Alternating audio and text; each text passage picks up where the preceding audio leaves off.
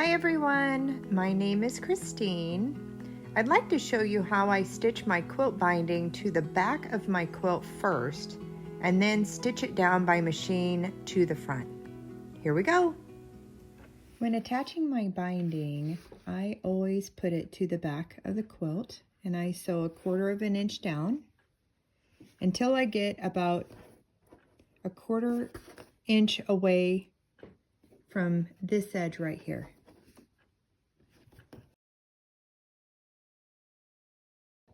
What I do is I use my fingernail or a pair of tweezers or a little screwdriver. Here's an example of like the little screwdriver I use. I can feel the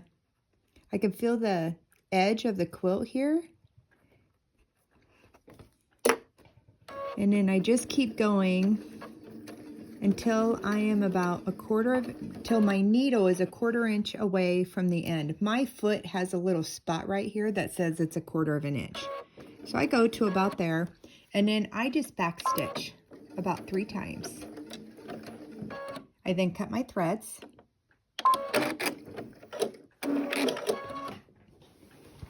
And turn my quilt. So with the edge of the quilt here, I want to extend up my binding to where it looks like the edge is continuing all the way up. What that does is leave this nice triangle right here, and then I just fold it right back down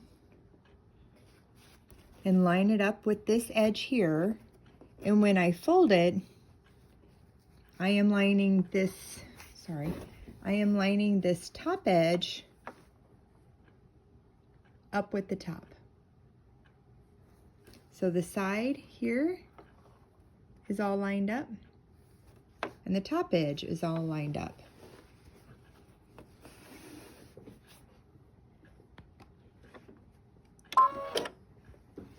Get it just right there along the edge. I take a few stitches forward to hold it, and then I will back stitch to lock it in and then continue on down.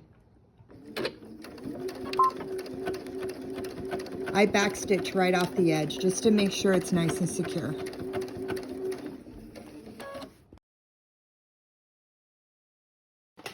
Come into my next corner.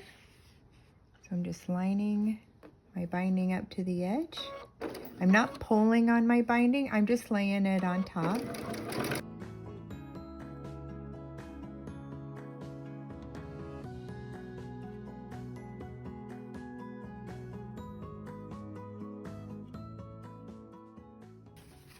All right. So here I would extend my binding out, then I just flip it up and see how I'm making it look like it's just extending all the way up there to where this edge, it just looks like it's extending right up there at an angle there.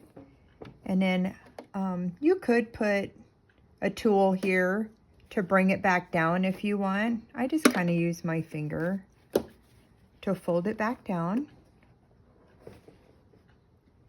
and line it up.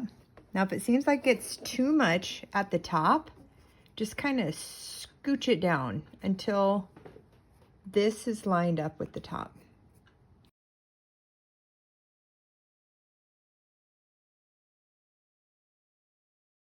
All right, I've come around my last corner and I'm back to the beginning of where I started. I like to leave a pretty good long tail when I start with my binding, a good ways away from the corner here. So when I get around the corner, I smooth this beginning tail all the way up. I like to lay the quilt nice and flat and smooth this up to make sure it's not going anywhere. And then I put a couple clips there to hold it. Okay, so then what I'm going to do is I am going to sew just a little bit more because I also want a tail on this end as well. And that'll make sense here in just a moment. So I'm just going to take a few more stitches.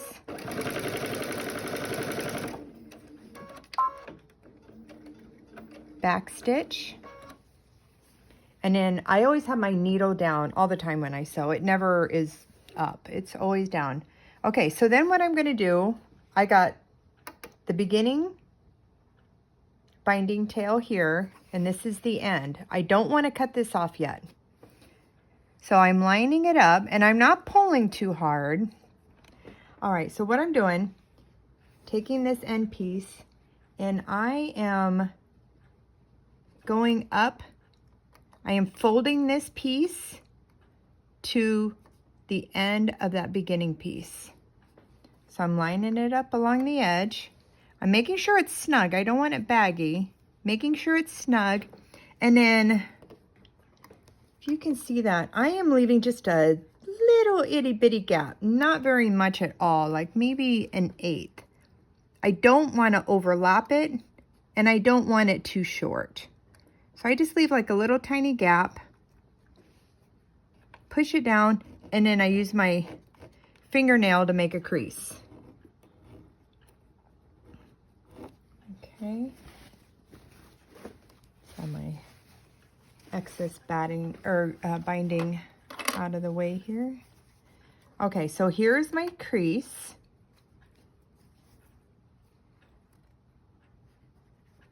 And so when I undo it, I have that fold there. If you can see that. So see, it was folded like this. And then I am unfolding it. Okay, so now I can cut my threads to loosen my quilt up away from, get it away from the machine. And where this line is, gotta keep your eye on that. I'm gonna unfold this a little, lay that flat, and then I am releasing my clips here. And then I'm gonna put my quilt up over like this so I can get this end to line up with this easier. Okay, so then I open this up, and where this line was, our fold line, I am taking that first section of binding and I am lining this edge up with that line, with that fold line. So again, I'm opening it up. See where it is here? I'm opening it up and laying it on the bottom side of that line. Okay. And now you could put a couple clips here to hold this right here. Or you can pin. Let me give you an example of pinning. I never pin. I'm afraid I'm always going to hit a pin. But you could do a pin here, because what we're going to do is we're going to sew from this corner down to this corner, just like we do when we make binding. Okay, so making sure this is staying lined up there. Pins. So see, you can pin like that because you're going to sew from up here to down here. Now I'm going to remove the pins, like I said, because I don't want a damaged machine in case I happen to hit a pin. I don't want to do that. Okay, so if you want, you could draw a line here, but I have just some painter's tape here at my 1/4 inch line. So I am putting my needle at the top edge of that corner. I like to go in a little bit. If I start off on the end, then it pushes it down into those feed dogs, and you know, none of us want that. Okay, so I have my needle at that corner. This is lined up where that fold was.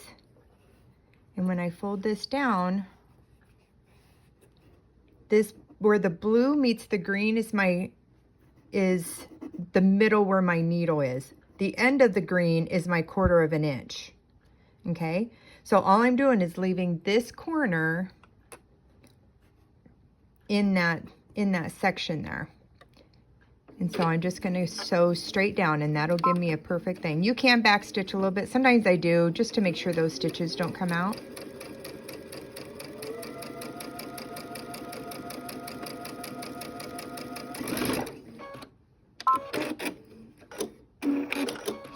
Okay.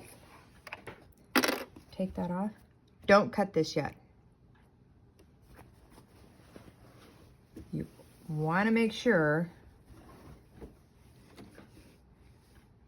that it's where you like it. So what I'm doing now is I am double checking to make sure that with this seam here, that it's not too baggy and it's not short. So that's laying pretty flat. Now you can cut it.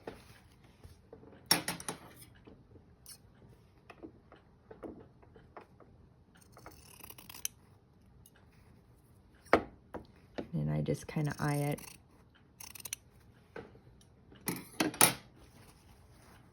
Okay, and then I lay this flat because I like to, on my binding, I like to press my seams open on my binding so they aren't so bulky.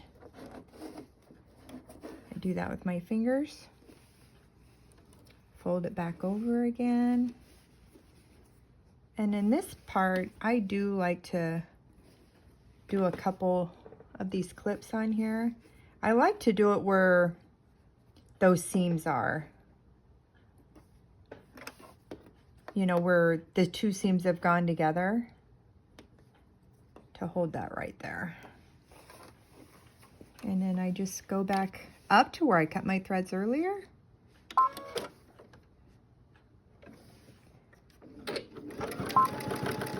So there, back stitch, and make sure it's all lined up.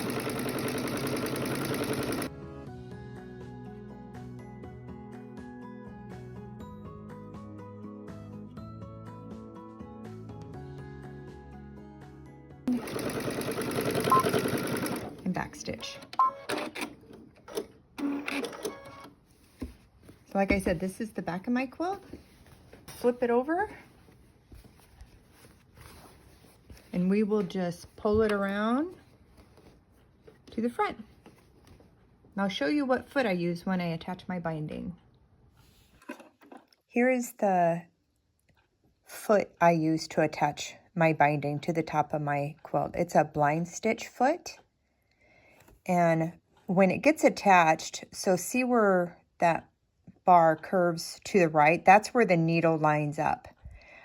When I attach my binding, I move my needle position over to the right and do my stitching that way. And I'll show you what I mean in just a moment. So you can see, I hope, where the needle would go down there.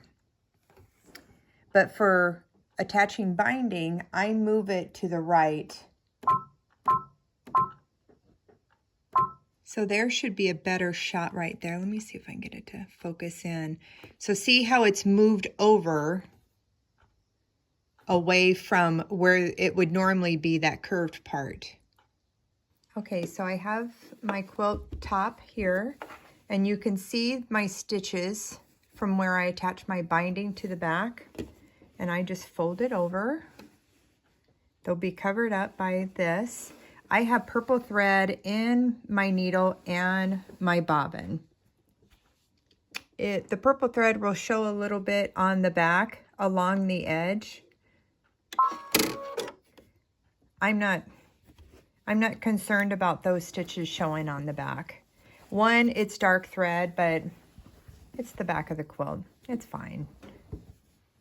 I love attaching it by machine.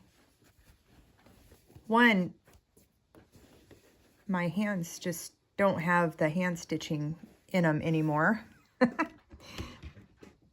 Two, I think that the machine binding is super fast and makes it really secure.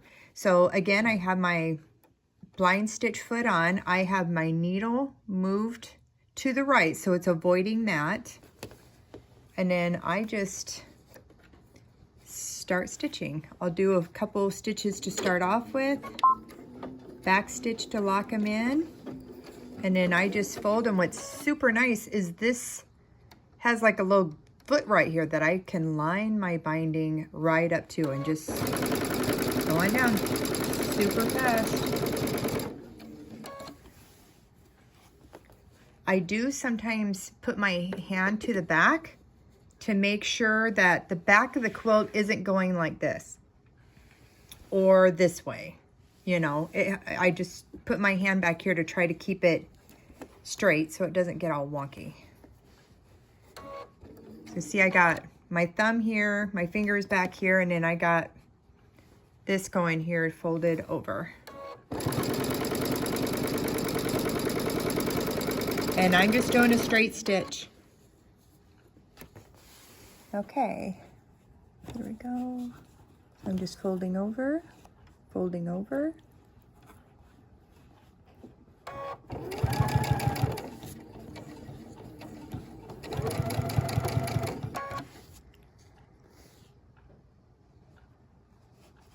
My little holder is actually on my quilt, so as I stitch, my phone is going closer.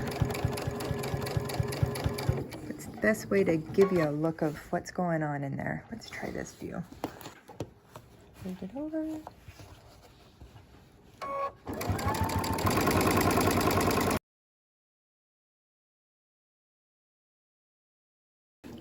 Okay, let me show you what happens when we get to a corner. All right, I'm coming to a corner here, and usually when I'm about this far away, I make sure that around the corner, I am folding this side up to get it all prepared for doing that miter. And I take a clip and I hold it. Kind of tucking these stray threads in. Okay. So the other thing I use is I have a pair of these tweezers. They kind of have a curved edge. A regular pair of tweezers works fine too. But it just kind of helps when you get to the fiddly part of this corner. So I'm coming on down. Okay, so when I get about this far away from the corner is when I like to get my miter going here. So I have my clip right here to hold this side down for me.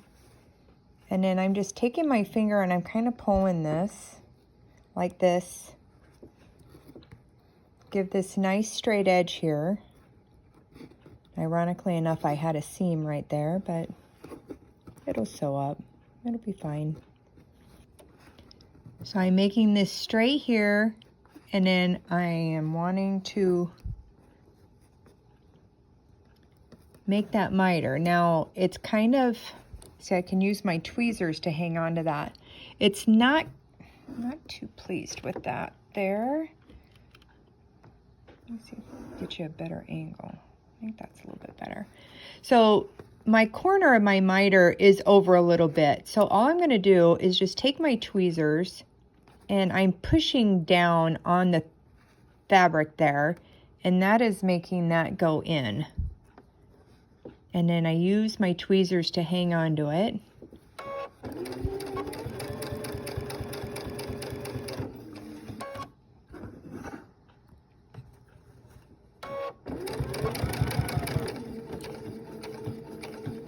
Pushing down so it doesn't flip up, and then I can see through the hole of the foot me getting close. Now as my needle gets close, I pull my tweezers out to make sure it doesn't get hit by the needle, and I'm pushing it right here to help guide it through. And then once it gets to the edge, I then take it and turn it.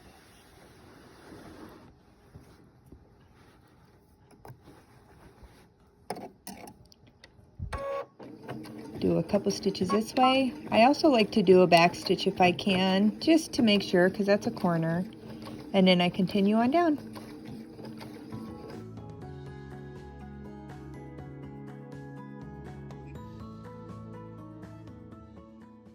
Okay, I wanted to show you a different view.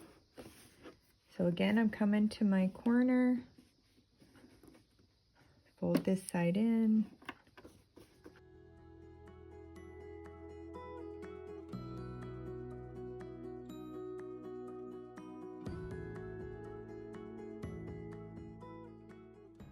Now you can use a regular foot and do a decorative stitch if you want. You can finish your stitching up by hand, whatever you want to do. I'm just showing you what I do.